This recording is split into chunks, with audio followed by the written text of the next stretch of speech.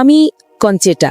আমি ইতালি থেকে এসেছি এবং আমি এখানে ইন্দোনেশিয়ায় ছোট বাচ্চাদের ইংরেজি শেখাতে এসেছি। আমি কোনো নির্দিষ্ট ধর্ম অনুসরণ করি না, আমি কোনো চার্চ বা কোনো ধর্মে বিশ্বাসী নই। তাই আমার প্রশ্ন হলো, আমি সবসময় দেখেছি যে বিভিন্ন ধর্মের মানুষ আমাকে তাদের ধর্ম সম্পর্কে জানাতে চেষ্টা করেছে, কিন্তু আমি সবসময় দেখেছি যে তারা বলতো আমার ধর্মই সেরা, আমার ধর্মই সেরা, এবং আমি এটা চাইনি।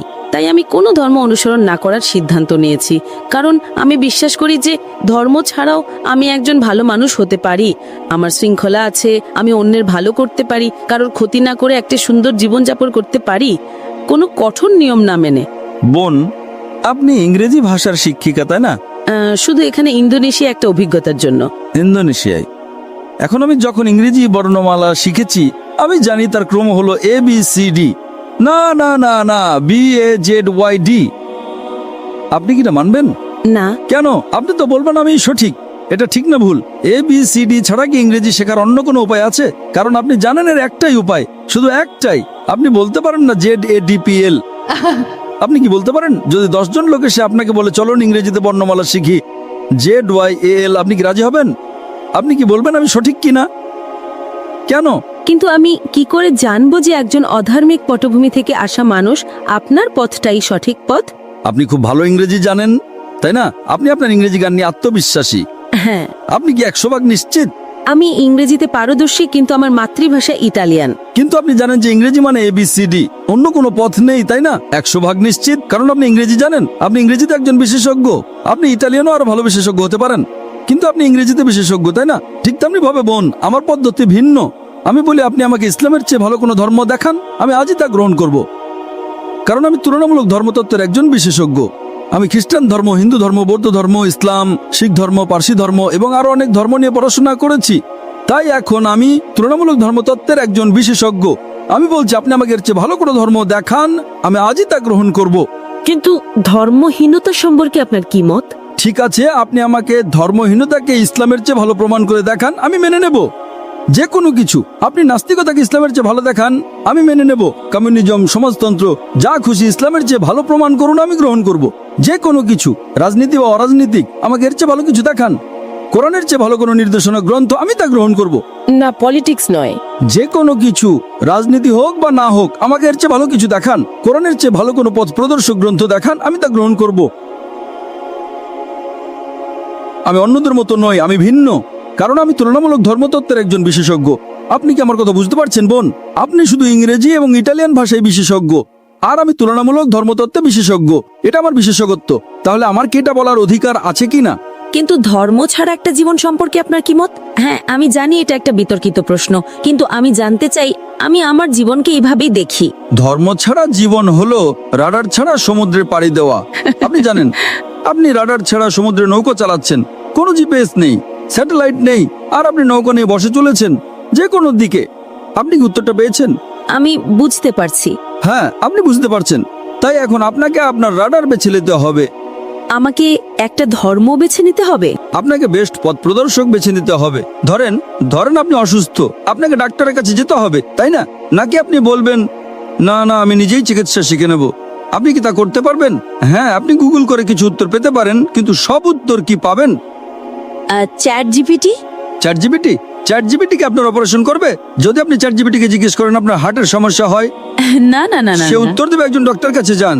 চ্যাট জিপিটিকে জিজ্ঞেস করেন কোন ধর্ম সবচেয়ে বৈধ, যুক্তিকার, বৈজ্ঞানিক, এখানে উত্তর আছে। আপনি কি চ্যাট জিপিটিতে বিশ্বাস করেন? আপনি আটকে গেছেন বোন। তাই আমি বলছি এটা আমার এক্সপার্টিজ এরিয়া। আপনার মতো মানুষের সাথে কথা বলে আমার বিশেষজ্ঞত্ব। এটা আমার বিশেষজ্ঞত্ব। আপনি অসুস্থ হলে ডক্টরের কাছে যান, তাই তো? আমি তো নিজেকে অসুস্থ মনে করি না। আমি বলছি না যে আপনি অসুস্থ। না, মানে আমি মনে করি না যে আমি রাডার হারিয়ে ফেলেছি। আমি মনে করি না যে এখন আমার কোনো রাডারের প্রয়োজন আছে। তাই আপনি অসুস্থ হলে ডাক্তারের কাছে যান না, তাই তো? অবশ্যই যাই। ও, তার মানে অসুস্থ হলে আপনার রাডার দরকার না, কিন্তু ধর্মীয়ভাবে বলতে গেলে আমি নিজেকে পথভ্রষ্ট মনে করি না। কারণ আপনি জানেনই না যে আপনি কি হারাচ্ছেন। আপনি তখনই বুঝবেন যে কিছু হারিয়েছেন যখন জানবেন যে আপনার কি হারানোর ছিল। যদি আপনি না জানেন যে কি হারাচ্ছেন, তাহলে কিভাবে বুঝবেন, তাই না? দেখেন যে ব্যক্তি অজ্ঞ, সে খুব সুখী কিনা। সে ইংরেজি জানে না, কিছুই জানে না, সে খুব সুখী, ঠিক না ভুল? আপনি জানেন না যে আপনি কি হারাচ্ছেন। আমি যে আনন্দ পেয়েছি, আমি নিশ্চিত যে আপনি তা পাননি। হ্যাঁ, আমাকে শিখতে হবে। কারণ আপনি জানেন না, যে ইংরেজি জানে না সে বোঝে না ইংরেজি কি। আপনি ফলের স্বাদ চাখাননি, তাই না? এজন্যই আপনার জন্য আমার দুঃখ হচ্ছে বোন, আপনার জন্য আমার দুঃখ হচ্ছে বোন। না, তবে আমি বৌদ্ধ ধর্মের চিন্তাভাবনার প্রতি বেশি বিশ্বাসী। যেমন আপনার শরীর একটি মন্দির, যেমন ঈশ্বরী আপনি, যেমন আপনাকে। ও, বৌদ্ধ ধর্ম। আচ্ছা, বুদ্ধের শিক্ষা কি? আমি জানি না, আমি তো পড়িনি, দয়া করে বলুন। তাহলে এখন বৌদ্ধ ধর্ম সম্পর্কে কথা বলছেন আর আপনি জানেন না বৌদ্ধ ধর্ম কি? আমি বিশেষজ্ঞ নই, কিন্তু আমি কিছু বই পড়েছি এবং সেখানে বলা হয়েছে যে বুদ্ধই আসলে আপনার মধ্যে আছেন। মানে আপনি নিজের উপর কাজ করে একটা ভালো জীবন পেতে পারেন এবং অন্যের সাথে ভালো ব্যবহার করতে পারেন, আর সেটাই যথেষ্ট। তাই নিজের উপর কাজ করাই আসল। একথা কে বলেছে? এটা তো বৌদ্ধ ধর্মের শিক্ষা নয়। হয়তো এটা তার একটা অংশ, কিন্তু মূল শিক্ষা নয়। বুদ্ধ 4টা মহান সত্যে বিশ্বাস করতেন। 1 নাম্বার, এই পৃথিবীতে দুঃখ এবং কষ্ট আছে। বুদ্ধের প্রথম মহান সত্য ছিল যে এই পৃথিবীতে দুঃখ এবং কষ্ট আছে। 2 নাম্বার, এই দুঃখের কারণ হলো আসক্তি বা আকাঙ্ক্ষা। 3 নাম্বার, দুঃখ দূর করতে হলে আকাঙ্ক্ষা দূর করতে হবে। এবং 4 নাম্বার, আকাঙ্ক্ষা দূর করার জন্য অষ্টাঙ্গিক মার্গ অনুসরণ করতে হবে। এটাই গৌতম বুদ্ধের শিক্ষা।